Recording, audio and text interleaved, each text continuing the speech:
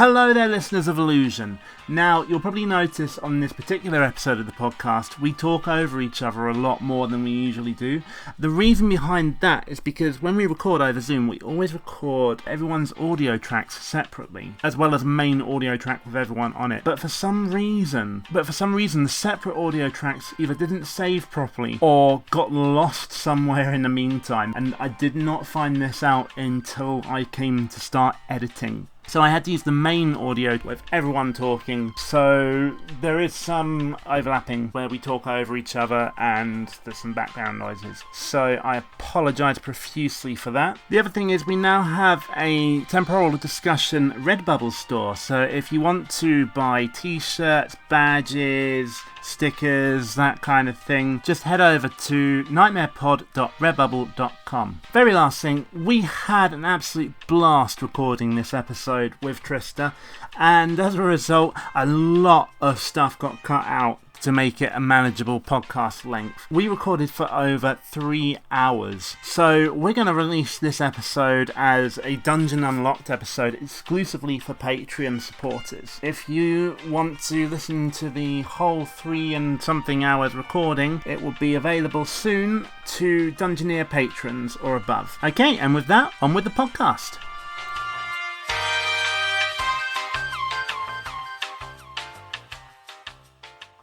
Perhaps if we leave this session here today and we take your mind off it a bit with something that does make you happy, and we consider watching an episode of a nice children's show, perhaps something that you grew up watching with adventures, dungeons, escapism. Maybe, can you think of a show like that we could discuss? Raven.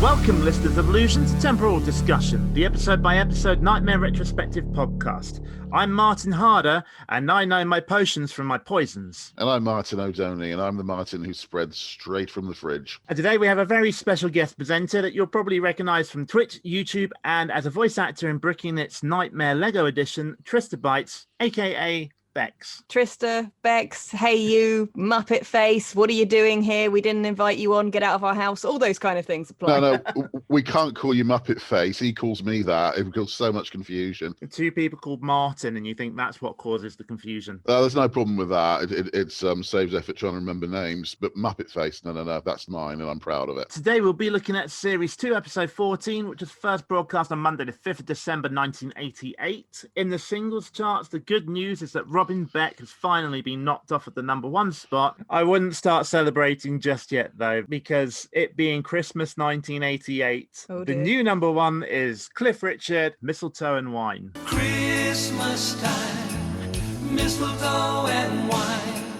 children singing Christian rhyme, with logs on the fire, gifts on the tree, a time to rejoice in the good that we see. Robin Beck, come back! I'm sorry. All is I forgiven.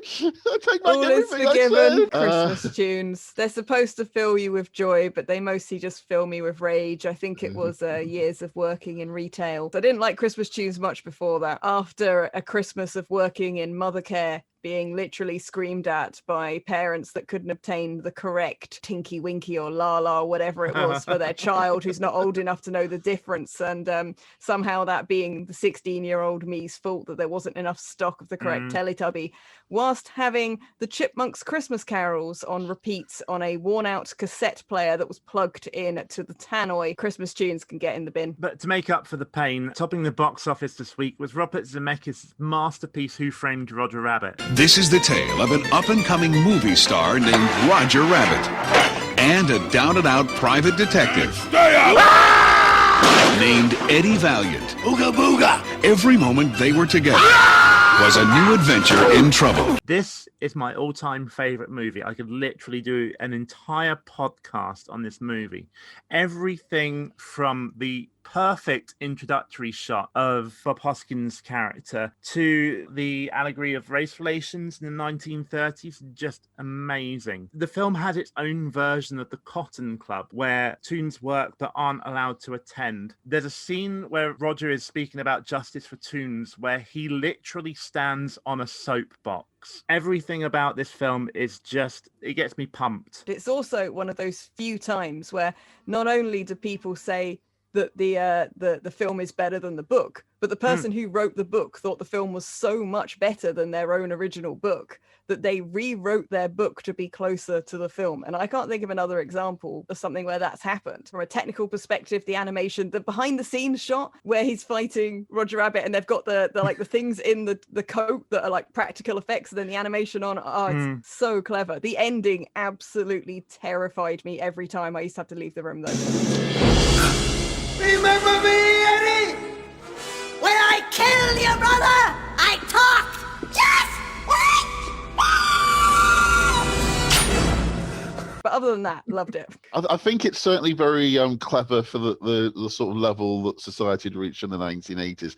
I do think some aspects of it have rather dated now. Even though she's only a cartoon figure, for instance, Jessica is clearly just a sex object. But she does comment on that in a very kind of Marilyn Monroe kind of way. It's It's hyper aware whilst also using it to sell the thing. It's treading that line of both sides of it, I think. Yeah, I'm not sure it's a good enough excuse for that, if you know what I mean. You could say it therefore says a lot about the 1980s relations between the sexes as much as it says anything about race relations in the 1930s. But for its time, yeah, it was definitely a very, very clever film. They have been threatening to do a sequel for some time now. I think they're terrified of the legal wrangling involved about having to get all the characters from both Disney and Warner Brothers cartoons into the same production again. I think it was a nightmare.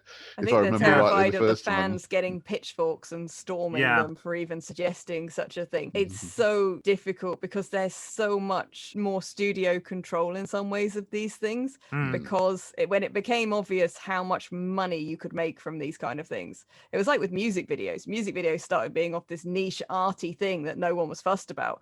And then because anything that went on MTV when MTV got invented just suddenly sold loads, the companies went, wait, music videos sell music? What's this? We're now going to plow money into these and we're going to make these into like effectively adverts for the track and not like an artistic bit of expression. And we are kind of in a period of history where movies are so much big money that we've gone almost back to the Hollywood studio system in the way things are approached. There's so much control and design by committee going on that we still get masterpieces, but it feels like they really have to fight to make them now. Prepare to fast forward. Preparing to fast forward. Fast forward. Fast forwarding, sir.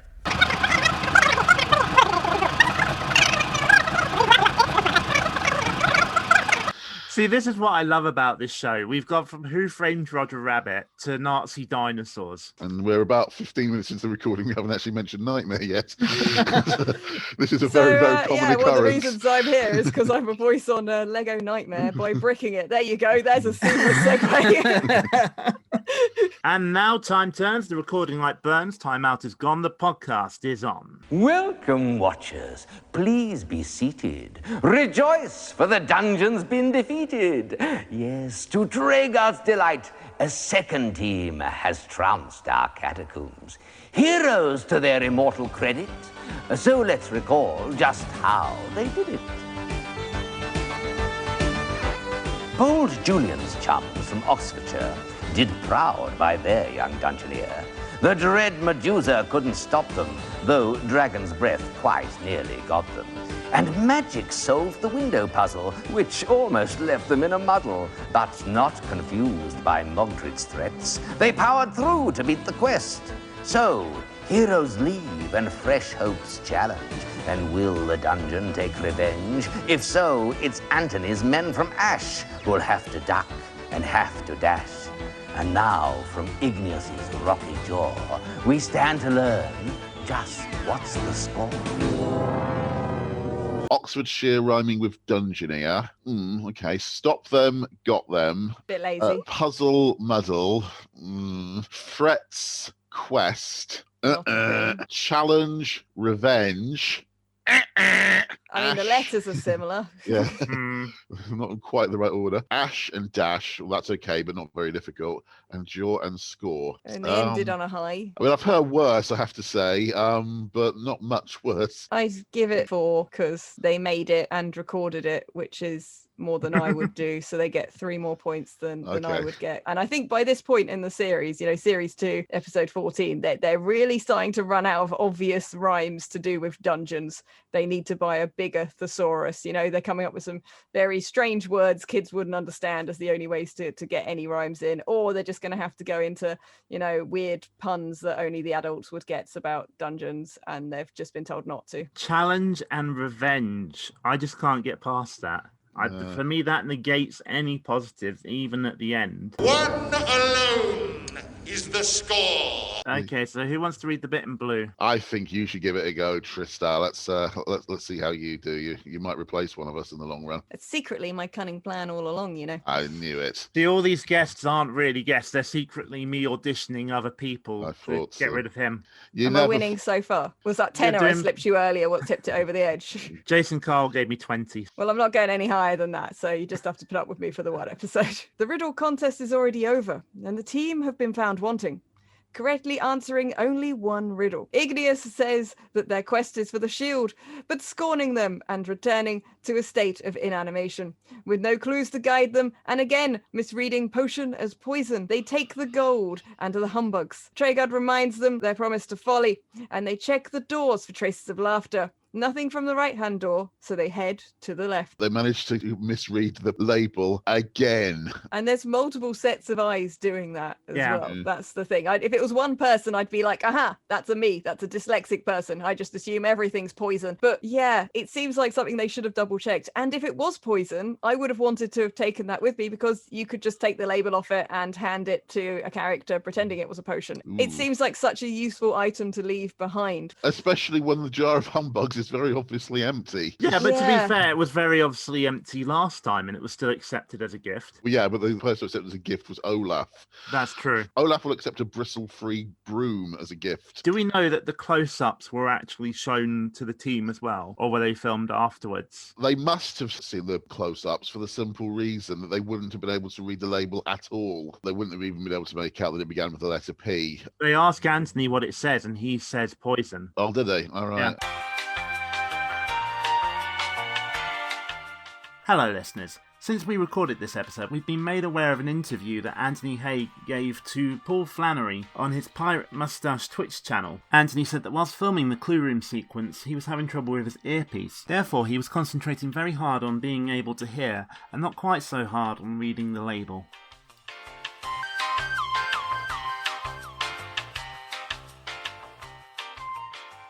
For past teams, this does seem like something that Traegard would pipe up and say, I think you should read that label again, team. Are you Something like sure? Perhaps hold it closer to your Yeah. face. Utilize your eyes in a better manner. Yeah, it does feel like something where normally they'd get a helping hand. It makes you wonder if these kids, had slightly wound them up or something, and they were just kind of like, yeah, just leave them to it. We've uncovered a nightmare conspiracy. Another one. Another one, yeah. O'Doherty's conspiracy. I'm going to speak up against you guys here. I don't think Traegard should have prompted them there. It's reading. I understand that there are some people who are dyslexic, but it's not his job to teach people to read. I'm not saying he should have. I'm just saying with other teams, He often would, yeah. Whether he should have or not, he would do it. With reading, can you think of any examples of him actually correcting people's misreading? Letter O! That was after about 17 different attempts, and he himself was under the effect of a spell that was restricting him. If you read potion as poison, you should still have taken the poison over the empty thing that was supposed to have sweets in it that were of no value. Yeah. So it doesn't matter if you read it correctly or not, you'd still take that. And then you'd accidentally poison someone later, presumably when you meant to, or accidentally potion somebody later when you meant to poison them. For that, it was more for me like, well, even if you read it wrong, you still made the wrong decision based on the information you thought you had.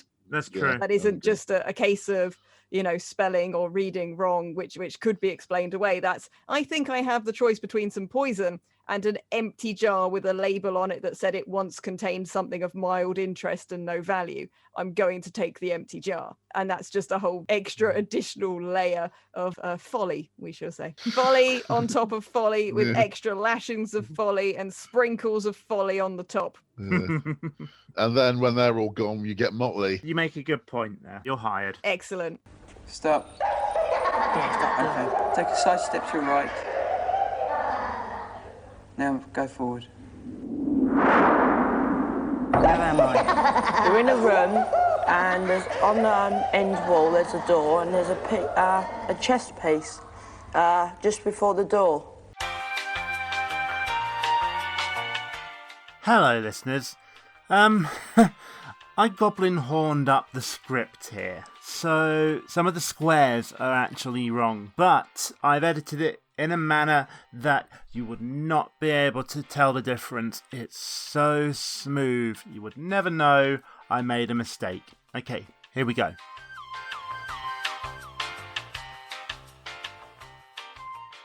It's combat chess time. Anthony begins on E1. The bishop on B7. Take one side step to your Left. yeah. Then go forward. Anthony moves to D3. The bishop then moves to D5. Move left. Okay, now move forward. The team move Anthony to C5.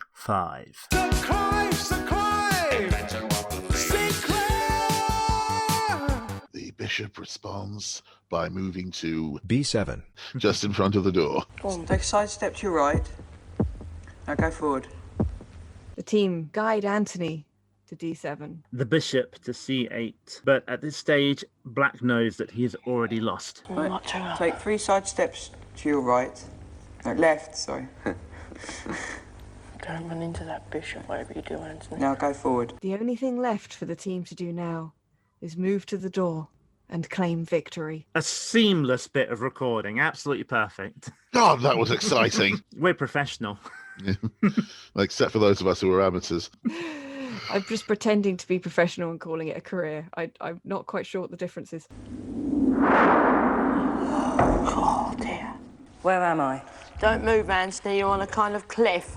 And in front of you, there's a guard. So, the Veil of Worms. Anthony stands at the edge of the Veil of Worms. There's a sprig of energy here that he collects, surprising at least one advisor who didn't actually see it. And Olaf is on hand to provide some more very nationalistic insensitivity. The hold things, please. Hold things, please. Now for the choosings. You choose for Olaf, or Olaf throw you to the worms. Worms be very hungry today. Nice worms, good worms. You wait, please. Now you choose. Choose loot, pillage, or kill. Give him the gold. I have gold. You have gold? Come, you show Olaf. I like the way that Olaf checks if the gold is real by biting it, which obviously works on solid gold ginormous bars as well as coins. It's especially interesting that it works given that in reality that gold bar is made of plastic. If you were lucky, it was made of plastic. If you're unlucky, it was painted in lead paint. But he seems very happy with that. I felt that you could have given him the empty jar of humbugs and he probably would have been fine with that too. Judging by previous quests, you could probably give him the empty jar of humbugs and then convince him there was humbugs in it. Yeah, so Olaf is satisfied and so he buggers off. I feel like Tom Carroll's sadly underused in this episode. It's about as generic an appearance as he can get, really, isn't it? He's basically he's just there, standing guard, he accepts a bribe, he lets them pass. He just gets like a massive bar of gold for pretending he could feed people to things that aren't even worms. That's like those people that put the little covers over the machines in a parking lot, get a really cheap bright overall, and then take money and give you fake tickets for the parking space. It's like that, but with even less effort, because he's literally just gone, hi. So the Veil of Worms is actually Olaf's little scam. I think so. I think it is a massive scam. And he just got lucky at that point, and he'll be able to buy even more worms with that gold. So he's sorted. He's going to expand the scam.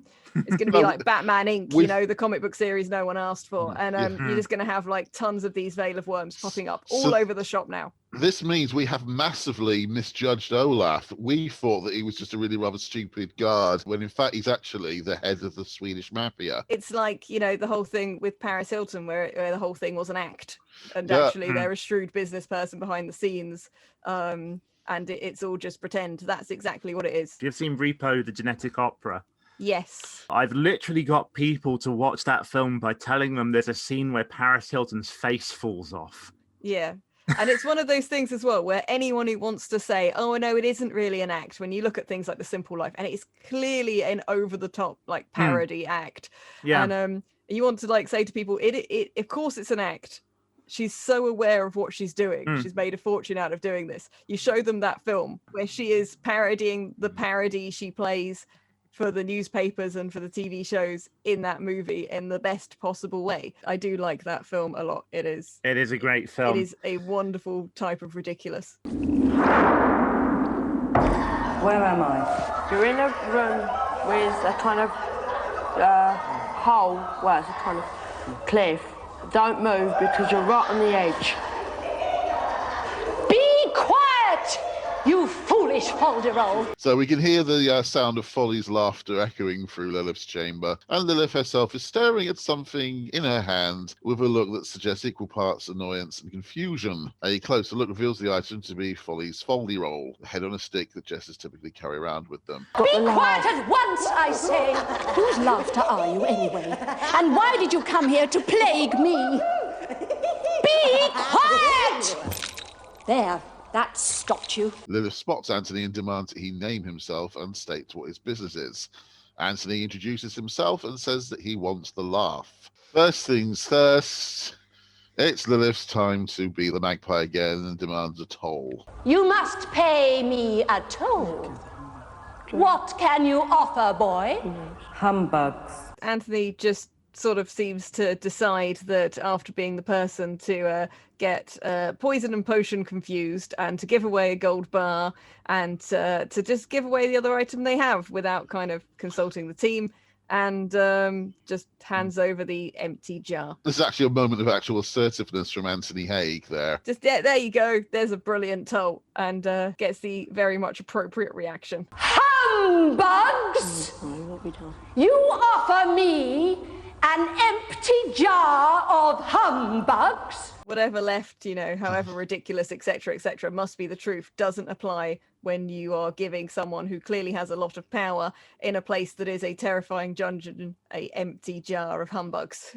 I would agree with that, yeah. At least Not very talk it difficult up to a agree with bit and say it's a jar for keeping all of your humbugs, which I'm sure loads of other people will give you as tolls because you're so awesome. At least kind of try and sell this empty jar a bit, Just like, here you go, mate. This is something I should have put in the recycling. Just doesn't really do it. You witless wanderer! How dare you insult me? A potion would have gained you your passage through the serpent's mouth. But now, the only way out for you is down. I have no time for boys from Ash. So crumble ledge and boulders crash!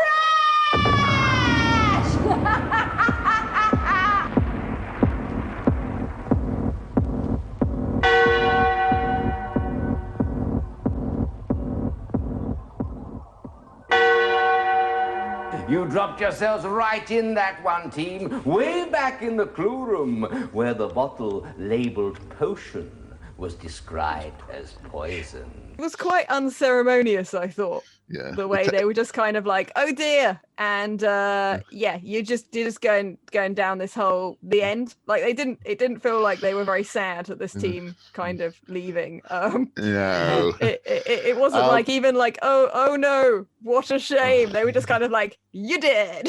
Yes. I will point out one thing though. This is the first time we get any kind of falling animation. Yes, it is. It's a sign that they're starting to develop it.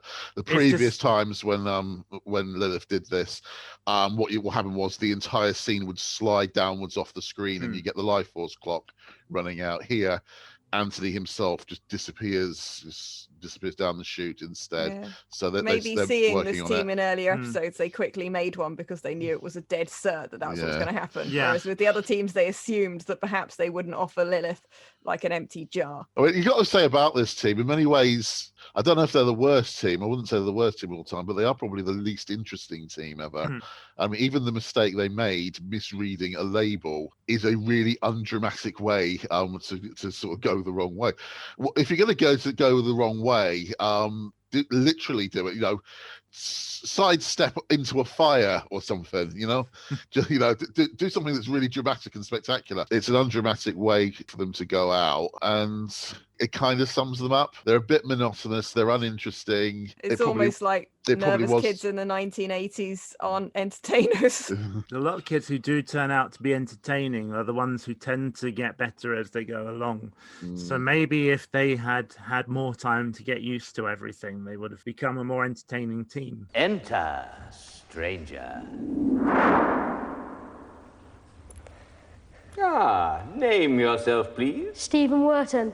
Very well, Stephen. Call your advisors and let them introduce themselves. Mark, Paul, Chris, come. Our next team consists of Dungeoneer Stephen and advisors Mark, Paul, and Chris from Weston-Super-Mare. The advisors are all dressed in nice yellow shirts, which show up their lapel mics beautifully. Traeger does the rules rundown and sends Stephen into the darkness. This isn't a great team, I'm afraid. They've got some redeeming qualities. The lapel mic thing is one of my pet hates. It takes me out of it. It makes it more difficult to buy into the illusion. It's the equivalent of a boom mic showing up in a movie. There's always ways to work around these things as well. You could easily Babel fish style kind of put some kind of small animal on it and say this animal relays your messages, or this magic thing relays your messages to the helm, and just have something stuck over it and make it part of the series. Where am I? You're in a room with a black end in front of you with 5 flashes around it. There's a lever diagonally to your right, and something's just come out of the stars at the end.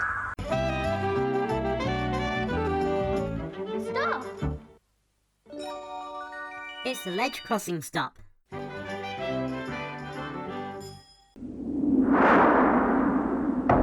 Where am I? Okay, you're on a ledge on the edge of a cliff. Oh, close but no jingle on this one. And a spider's just come over the top piece of the ledge. Time for you to fly, Stephen, unless that is you want to be trapped like one. So a tarantula appears over the brow of the cliff. It's too small to be Ariadne, but definitely large enough to present a modest threat. Stephen has to duck under it to continue, and the moment he is out of the way, the arachnid continues on its path. So it's not just me, though, is it? Its path does include crawling in thin air. Yes, at one point. You can probably rationalise that by saying that there's a web there and it's just too dark to see it. The reason why this one doesn't quite work for me is that the technical limitations of the time meant that the spider is literally just another linear bit of video, and it can't vary from the same pattern of movement. So the sequence when played always looks like it's a spider that's pausing at the traffic lights, politely following the highway code. I think as a kid, I always viewed this with kind of computer game logic or D&D logic, which was like, the spider had its turn, and then you have your turn. Turn-based adventures. I was heavily into JRPGs, so I think for me, like at the time, it never really bothered me that it was obviously a recording and stopped at various points. I was aware of it, but I was very good at ignoring it. There's all sorts of things that you know when you're watching these things that they're not really working, but you want them to work so much that you actually don't let yourself notice it. And it's only when other people start pointing them out that you actually realize it's okay to be explicit about it and say, you know, actually that doesn't really work anymore. And I just always viewed it as a turn-based game, because whenever the actors are talking, they just stand there silent. And very still. When a non-player character is about to attack the Dungeoneer, he always rocks backwards and forwards on his heel, waiting for the cue to make a move. I think at this point, as a child, I'd worked out that they weren't actually killing kids on the show, but I hadn't worked out that that wasn't a giant spider. Right. Okay, right. I'm going to vaguely say I'm going to assume I'm slightly older or something then, because otherwise I don't know what to think. Duck! Stop there! Duck very low. That's it, and now move forward very quick. Faster. Right, you can stand up now. and keep going. They just duck under it and go past it like it's a branch sticking out on a path in a park or something. The fact that they're on the edge of a cliff doesn't seem particularly to make much difference either. I think they were hoping for this to feel a little bit more suspenseful than it did. Where am I? Okay, you're in a room. There's a door at the far end, and there's a table with a jester mixing something Pinch of sugar and laughing. Pinch of salt, lots of flour, and a dash of malt. Pour the mess on roasted duck, and some poor soul's got to eat this muck. Whoops! A visitor. Hello, Dungeoneer. You're not supposed to come in here. Ah, Folly, I'm glad to see you found your laughter. Now stop it at once.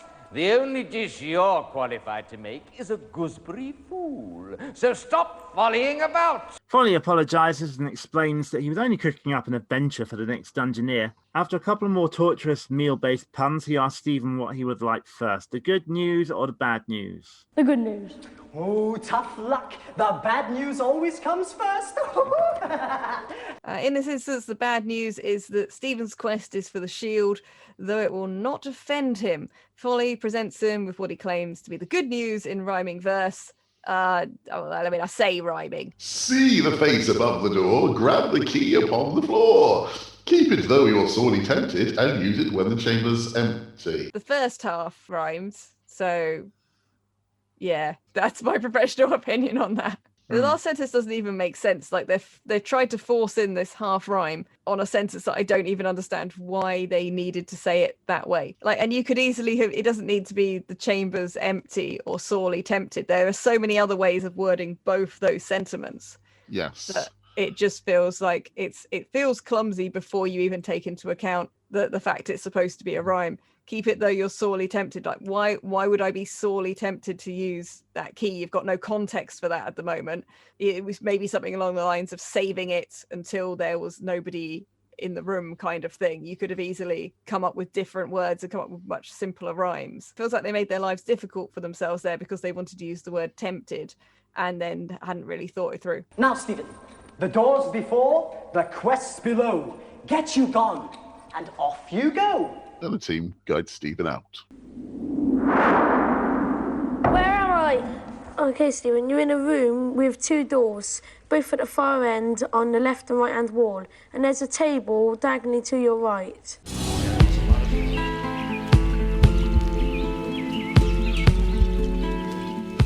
I should mention at this point, this is actually the last time you will ever see Igneous.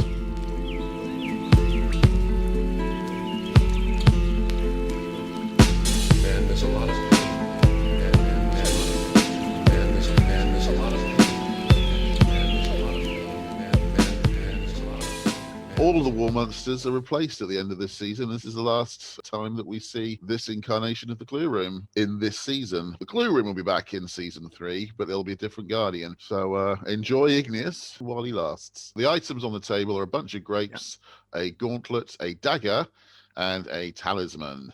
Touch nothing else, team. Everything here must be won by wit. Prepare for a challenge, Stephen, and keep your wits about you. I am Igneous. You are ignorant.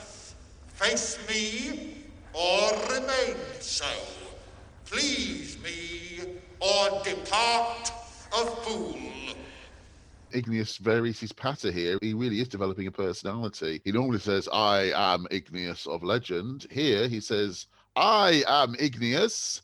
You are ignorant. Clearly they thought the wall monster got ideas above its station when it started figuring out the puns of its own name, and that's probably why it was removed. That is the only reasonable explanation. No, nothing to do with the foam degrading or something. No, absolutely not. Last episode, he figured out sarcasm, so that's where it all started going downhill for him. Yeah. He started figuring out sarcasm, then he figured out that he should be paid, and then he started trying to charge for, being such a prominent wall in a dungeon, and then they were just like, no, we'll get someone else, mate. Can I just say here as well, the whole I am Igneous, you are ignorant. It's another one of those ones that I remember him saying every time. And it genuinely surprises me that he only said it once. I remember him saying it only once. For some reason, at some points, I keep on remembering him saying it on one occasion mid-season. I don't know why I think that, because he definitely doesn't. And the first riddle is... Tom was tiny. Tom was small. Give me now his name in full. Is that meant to be a virtual rhyme, do you think? Because that's actually the worst of the lot, if it is. Yeah. That's the worst rhyme in the entire episode. It's set out like it's supposed to rhyme, isn't it? Yeah. It's rhyming for masochists. They answered Tom Thumb, which is the obvious answer and the right answer. Yes. The second riddle. What? No, actually, before I say this, this response from the team, I've never seen such an amazing collective brain freeze in all my life. What did Jack kill? Now, there's never been a more simply worded riddle in Nightmare. It's not a riddle. It's not. It's just a flat out general knowledge question. But it's never been one more simply worded, someone more straightforward, more obvious and easy to interpret than that. Yeah. And they just sit there staring at each other. And I genuinely think Stephen gets fed up with waiting for them. Can you blame them? Or just sit there staring at each other and then say, can you repeat the question, please? I'm sorry, they may be kids, but that's not on. It's obviously Jack and the Beanstalk. It's also different versions of it, including one actually called Jack the Giant Killer. You could make the argument, as with most questions, that the question's only easy if you actually know the answer, but who doesn't know the answer? Who hasn't been Kids in the 80s would know that answer. Yeah. I think kids today would know that answer. After the riddle is repeated, Stephen just calls out the answer without waiting for any more input from his teammates. And then you look at the embarrassed grins on their faces. They try to look triumphant in I hope they cut this out bit. Oh my God, why did we feel the need to try and bluff our way around that question? Anyway, riddle number 3. A squire's spur is silver, but what substance is a knight's spur made of? They're trying to think in poems, aren't they? It's a curious one, but it's actually been made very, very, very obvious by the first line of the riddle. Yeah. Even without knowing what a squire is or a spur is, you can probably say which they that should it's know going because to be. They should know because the silver spur of squiredom is actually what the prize is in Nightmare that they're going for. You should still be able to work out that it's some kind of precious metal, and assuming that you know if you know vaguely a squire is less important than a knight, because a knight obviously is something that sounds very as Traeger mentions a number of times in the series, silver precedes gold and squiredom precedes knighthood. That was made clear in the very first and bronze, silver scenes. and gold medals as well, like you know anyone who's ever seen a sporting event or anything like that, you think they would just guess gold. If you just see the very first scene in Nightmare, it's actually made explicit by Traeger. It's not possible to achieve knighthood here, but it is possible to achieve squiredom here, and the silver spur of a squire is what you will win if you successfully survive the quest. Stephen, say bravery. Bravery. Falsehood. Gold was the truth I sought. But they have scored 2, and Igneous warns them not to put their trust in weapons. If this was one of the teams that received the Aventurous Code, they'd know this already. But they advise Stephen to take the emblem, and the moment he does, he vanishes from view. Take the emblem. The emblem, yeah. Leave the weapon. Don't panic, team. Don't panic. Stephen, replace the last object you picked up from the table. Well, you seem to have discovered a talisman that renders Stephen invisible. The problem is how to carry it effectively.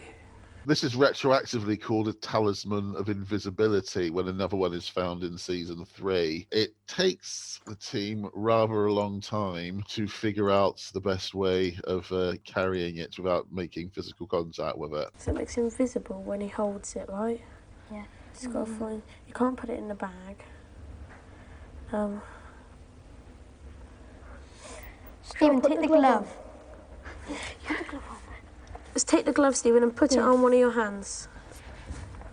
Hold the emblem in the glove. And don't touch it with the other hand without the glove. Right, you have your 2 objects. Now exit fast. It's like there's literally a glove on the table when they pick up the thing. Vanish when you touch the thing. Oh, look, why is this glove here? Exactly. Oh, well. Now walk forward. Where am I? Well, stay still, Steve. You're in a sort of rocky place, and you're on the edge of a sort of ledge. Don't push me, 'cause I'm close to the edge. I'm trying not to fall off that ledge. Yo, when there's dungeons and times, it makes me wonder how I keep from going under. Stephen has emerged into the salamander chamber. Now, I rather like the way this has happened here, because he's actually emerged from the left door, and means that he has to brave both plumes of fire before he can get out. Yeah, it's much more fun that way. Yeah, you're making full use of the chamber that way when they don't appear right at the front like that. The manoeuvring here is actually rather good. It's the first sign of this team showing some real promise, but they actually do manoeuvre around the edge of the cavern rather smoothly. I quite like the effects. I quite like the room. I wish the salamander and stuff they sometimes put on the wall were kind of more prominent. I always felt they kind of like blended a bit into the background there. But yeah, the team were just obviously after the whole debacle with not remembering what Jack killed in the fairy tale, were just like they were on it. Their game faces on. It's an interesting and thing. Their directions were very precise. It's actually something I was going to mention earlier. I forgot to. Had the Giants still been in the cast in this season, and they encountered it, would they have had trouble identifying what it was? I think they would have been slightly sheepish. Yes. It would have been a very good thing to have in the very next chamber, actually, to make the point to them. It's something they could have used to their advantage, really, isn't it? I think it's in the BFG that all the giants are afraid of this mythical creature named Jack. So maybe that's something they could have used to their advantage. My name is Jack. Exactly. What nationality do you think Jack is, out of interest? Isn't it German tale? I don't know, but we have the fee fi fo fum I smell the blood of an Englishman thing, which would suggest he's English. But the story is changed and rhymes change whenever things get translated. Yeah, and so Jack, it's very difficult to tell. Jack is actually an Irish name, of course, so could he have been an Irishman? Wikipedia says Jack and the Beanstalk is an English fairy tale. It appears as the story of Jack Spriggins and the Enchanted Bean in 1734, and as Benjamin Tabbat's moralized the history of Jack and the Beanstalk in 1807. Okay, keep going. Where am I? You're on the edge of a cliff, and there's a doorway in front of you, and there's this sort of giant thing with horns sticking out of his head, facing you at the moment. I'm a troll, foldy roll, foldy roll. A troll. He's a load of tosh.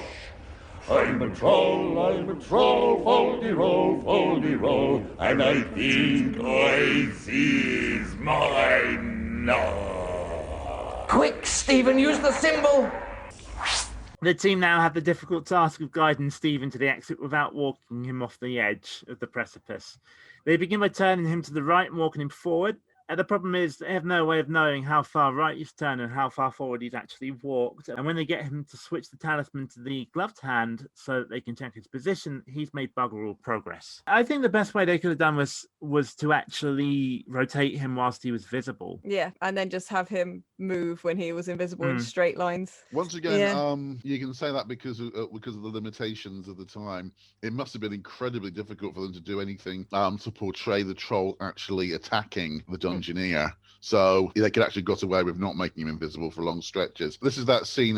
This is one of the ones which really makes an absolute nonsense of Akash's quest. In Akash's quest, all they had to do was talk to the troll and convince him that Akash wasn't good to eat. Here, they have to go through this really elaborate maneuver of constantly getting out the talisman of invisibility and then tucking it away again and getting out again, tucking it away again. That reinforces the conspiracy theory idea around Akash's quest. It does seem rather painful to watch, if I'm being quite honest. And I'm not actually blaming the team for this. I think it's an idea that hasn't really been quite worked out correctly yet. They improve on it slightly in the third season by having a little icon appear on the screen roughly where the Dungeoneer would be, but even then it still goes quite dramatically wrong. Oh yeah. Weirdly, in the I'm just going to keep plugging it, in the Lego Nightmare episodes that I'm in, they actually have a part with the invisibility where they solve the problem, where they show the footsteps of the Dungeoneer. That was impressive. That was amazing, and it does actually solve the problem if they were to just mark the position with footsteps or a slight shadow. It doesn't even need to be that precise. Just showing a rotation and a location. So yeah, the Lego versions that use that kind of mechanism, that actually solve the problem in a way that's actually really simple. Unfortunately, Nightmare couldn't go to the same kind of budget that Lego would require. Having 2 footprints. Yeah, 2 footprints. That's 1 footprint would be considered a bit of a luxury. 2, no. That's royalist Nightmare. That is. We just can't do it. Right, take 2 paces forward. Right. Okay. Check your position again. Right. Become invisible again, quick. Right. Warning team, cease instructions. Not only has Stephen disappeared, but so also has time. Watchers, you must wait until the next phase to discover if our troll is doomed to hunger. Join us again soon for Nightmare. And remember, it's a feast of fun. Let's have a look at the episode overall, shall we? Treguard ends by describing it as a feast of fun, but I actually think this is one of the weaker episodes of season 2. I think the main problem is that both of the teams featured seem to have a certain personality shortfall, and the gameplay has slowed down again, especially. Yeah, there's quite a few rooms where you just choose a thing or walk through a thing. The spider and stuff like that it's fairly simple. That infantile subplot with Folly's laughter was a bit grating. That's actually one of the things that slows it down as well, because the Dungeoneer has to keep walking from door to door to hear the laughter rather than just walking through a door. The second team are better than the first, but their decision making does not exactly have me thinking minds like steel traps, and the talisman is at least something that's original for the episode, but it needs a sharper team to make proper use of it. They need Treguard to give them a push all the time. Those sorts of teams do start to infuriate very quickly. So it's a modest episode at best, I'm afraid. I wouldn't even say it was a modest episode. It's a weak one, isn't it? Yeah. It's got a lot of typical Nightmare. It's not got a lot of any outstanding Nightmare, shall we say. I think the most interesting thing about this episode is the first use of the falling quote unquote animation, which isn't a particularly big detail, really, is it? Because it's not huge. It's not much of a departure from the way it was done previously. No, it's literally just the camera panning up. At least that's how I assume how it's done. It just isolates the avatar of the Dungeoneer and freezes it into position, and then just slides it down the screen. I think it could have done with some motion lines and a bit more of a dramatic sound effect or something, because you could watch that and kind of blink and go like, oh, where's it gone? It didn't feel like the dramatic end, especially since it is an insta kill. It didn't feel. It's funny. It's in some ways dramatic. in some ways I actually preferred the original way with the whole screen sliding down instead. Yeah, that has a game over computer game feel. It's far bigger. Far more is actually happening as a result of it. Yeah, I think they needed to work on that animation, add something to make it feel like you'd fallen into a pit, and it just film it a bit more like Lara Croft falling into a pit. There's a bit more of that motion blur. In season 4, I remember they started adding features like the Dungeoneer's arms being spread out as they're suddenly going, like this. So I have never acted anything. I'm 8. At least that would have been something, though. Yeah. This instance, I was expecting him to kind of look down for a moment, then look at the camera, hold up a sign that says "Yikes," and then fall. Yes. It was a bit more like Poochie being taken out of Itchy and Scratchy. Yeah. I must go back to my planet now. You almost want it to switch to another angle, and you're suddenly looking down a very, very long fall. And you see something distant, and then a gigantic puff of smoke as it impacts the ground. Slightly higher, gone with a higher camera angle. So Wile E. Coyote and Roadrunner sort of thing. Yeah, if you'd gone for an even higher camera angle, then they could have put their hands up a bit and looked at the camera, and then you could have just shrunk the video footage as if they'd going down into a deep pit or something. Or even just having go down the slide that they used for the wellways. Maybe it would have been too much for the censors if they had portrayed it slightly more realistically. Well, in that case, why did they start portraying it more realistically in season 4? That's a good point. Well, times move forward, but I still think you could have gotten away with motion blur and speed lines. Let's face it, Mr. H. In season 8, they had a corridor of blades scene where when the Dungeoneer was hit, the entire screen went red. That's true. Now that is explicitly bloody, and they did it. So I don't think they had any problem with it looking too realistic. At the same time, we have to acknowledge that this is already a kind of step forward, because in the end, it is more difficult to make an element on the screen disappear rather than make the whole screen disappear, which is what we were doing previously. They are breaking boundaries by doing that. It's definitely a step forward. Right, so we come to the end of that episode. So we come to the end of our episode. Before we go, Bex, did you want to plug anything? I'm Trista Bytes, and I'm a retro variety geek and general nonsense streamer on YouTube. Trista Bytes on everything. I spelt Bytes B-Y-T-E-S because I thought I was being funny and didn't think at all about the fact I go on a lot of podcasts and then have to spell my name repeatedly, and it takes over most of my description of who I am. If you'd like to come out and hang out with me and talk about retro and nostalgic stuff, as well as these lovely people here on this podcast, you're more than welcome to. Lovely people. Awesome. Where are they? I was paid to say that bit. Right.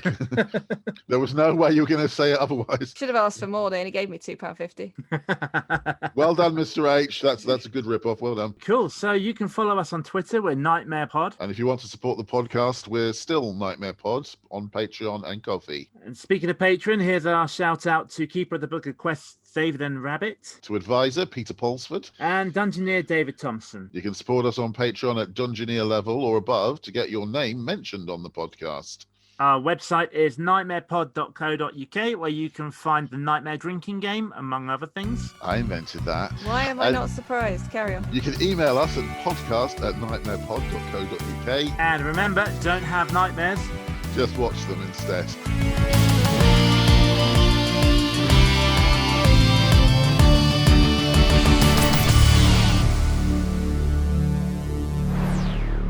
Rock I was, and rock I now.